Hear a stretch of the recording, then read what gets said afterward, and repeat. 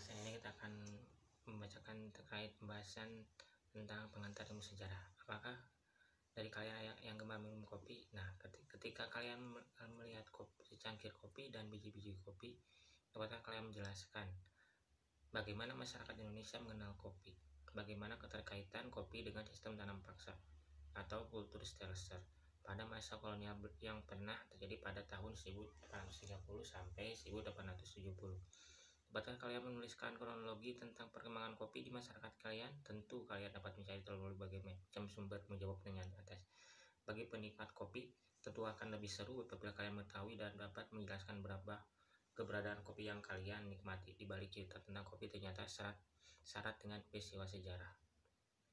Selain belajar tentang kopi yang diletakkan dalam konteks sejarah, masyarakat, ekonomi, dan lingkungan, kita hidup di wilayah yang berada dalam ruang sangat beragam. Secara geografis, Indonesia berada di jalur geomorfik atraktif yang dikelilingi oleh 3 lempeng tektonik, yaitu lempeng Eurasia, lempeng Pasifik, dan lempeng Hindia Australia, sehingga disebut sebagai cincin api Pasifik. Tidak mengherankan, Indonesia kerap kali mengalami peristiwa alam seperti gempa bumi, gunung meletus, badai, dan sebagainya. Bahkan peristiwa-peristiwa tersebut telah membentuk siklus yang terjadi sejak ribuan tahun silam. Bagaimana kita dapat menarik kesimpulan dari serangkaian peristiwa yang telah terjadi pada masa lampau dan masih terjadi hingga saat ini? Coba lihat gambar di bawah ini. Ini. Nanti kita akan menunjukkan gambarnya ya. Peristiwa tersebut merupakan peristiwa letusan Gunung Krakatau yang terjadi pada tahun 1983. Dalam sebuah catatan atau arsip tentang meletusnya Gunung Krakatau, terekam dengan baik cerita-cerita tentang berbagai gejala alam tersebut sebelum peristiwa tersebut.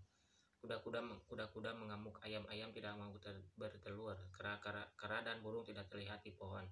Adalah sebagian kecil kisah tentang perilaku binatang yang digambarkan oleh Roger Diedrich Marinus Verberg, seorang geolog yang menjadi saksi letusnya Gunung Krakatau pada bulan Agustus 1883, dikutip dari Gustaman 2019 halaman 2. Dapatkah kalian membayangkan apa saja dampak dari letusan gunung hebat Krakatau? Misalnya, kalian dapat menjelaskan pengaruh meletusnya Gunung Krakatau 1883 terhadap perjuangan rakyat Banten tahun 1888 melawan pemerintah kolonial Hindia Belanda, termasuk dari sejarah meletusnya Gunung Krakatau 1883. Apakah kalian dapat belajar untuk mengurangi risiko bencana alam? Tentu. Kalian dapat mencari dari berbagai sumber yang terpercaya untuk menjelaskan fenomena alam yang mampu mengubah dan mempengaruhi kehidupan manusia. Selain belajar dari peristiwa letusan Gunung Krakatau, dapatkah kalian mengamati dan mengenali fenomena alam sejarah di lingkungan sekitar yang dapat mempengaruhi kehidupan? Tentu untuk menjawab pertanyaan ini, kalian dapat bertanya kepada orang yang menjadi saksi sejarah dan pelaku sejarah serta mencari berbagai arsip, buku, dan sumber informasi yang relevan dengan peristiwa tersebut. Setelah kalian belajar dari 2 contoh di atas, pernahkah kalian menemukan dan melihat foto kalian pada masa kecil? Dari foto masa kecil tersebut, apakah yang dapat kalian ceritakan tentang diri kalian? Selain foto masa kecil, dokumen lain yang sering kita kumpulkan di sekolah adalah akte kelahiran dan kartu keluarga. Di dokumentasi tersebut, hal apa yang dapat menjelaskan tentang diri kalian? Dapatkah kalian menuliskan berbagai peristiwa penting dan bermakna dalam kehidupan kalian untuk mengingat kembali tentang masa lalu kalian? Secara sederhana, istilah keluarga dapat dipahami sebagai informasi tentang peristiwa suatu keluarga, misalnya siapa kakek nenek baik dari keluarga ayah maupun ibu, saudara dari ayah dan ibu, anak-anak ayah dan ibu, serta informasi tentang kelahiran baik waktu maupun tempat. Menurut kalian, apa manfaat mengetahui silsilah keluarga? Apakah silsilah keluarga dapat menjelaskan tentang identitas? Hal ini dapat kalian diskusikan dengan rapat. Untuk mengetahui dan memahami kehidupan manusia dan masyarakat yang terjadi pada masa lampau, kalian memerlukan suatu ilmu yang disebut sebagai ilmu sejarah.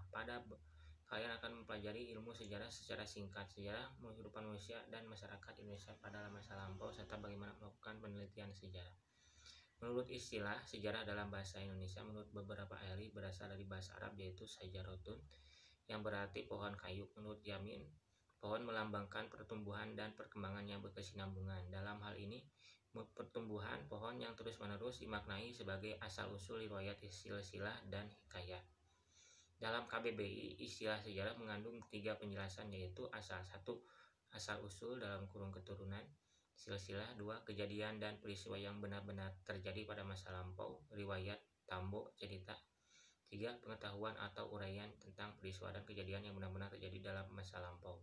Sedangkan dalam bahasa Inggris, istilah sejarah dinyatakan dalam kata history berdasarkan kamus Cambridge. History adalah kajian atau catatan tentang peristiwa yang terjadi pada masa lampau berupa peristiwa dalam kurun waktu tertentu suatu negara atau subjek lain. Dalam bahasa Yunani, sejarah berasal dari kata historia yang memiliki arti orang pandai. Sejarawan E.H. 1982 berpendapat sejarah adalah suatu proses interaksi yang berkelanjutan antara sejarawan dan fakta-fakta yang dimilikinya. Sejarah adalah suatu dialog yang abadi antara masa sekarang dan masa lampau.